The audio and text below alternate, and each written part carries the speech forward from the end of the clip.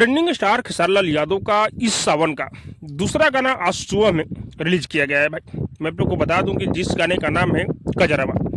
हाँ भाई, ये गाना इस सावन का दूसरा गाना है खेसारी लाल यादव का और फालतू एंटरटेनमेंट पर इस गाने को रिलीज किया गया है। और इस गाने को खेसारी लाल यादव गाए हुए हैं और इस गाने को लिखे हुए हैं धक्का धड़कन और म्यूजिक है विकास यादव का। मैं आप लोग को बता दूं कि ये गाना जैसे ही रिलीज हुआ भाई, लोग इस गाने के लिए वेट कर रहे थे क्योंकि पोस्टर 2 दिन पहले ही आया था। ऐसा नाम था गाने का कजरवा कि लोग वेट कर रहे थे।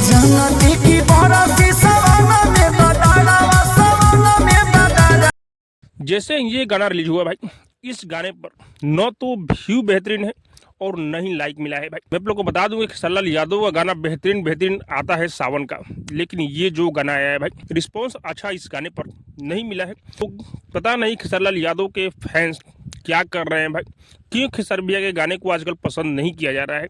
गाना कहीं से भी खराब नहीं है भाई, ऑडियो से लेकर वीडियो से लेकर हर चीज़ ठीक है, लेकिन रिस्पॉन्स इस गाने पर बेहतरीन नहीं मिला है।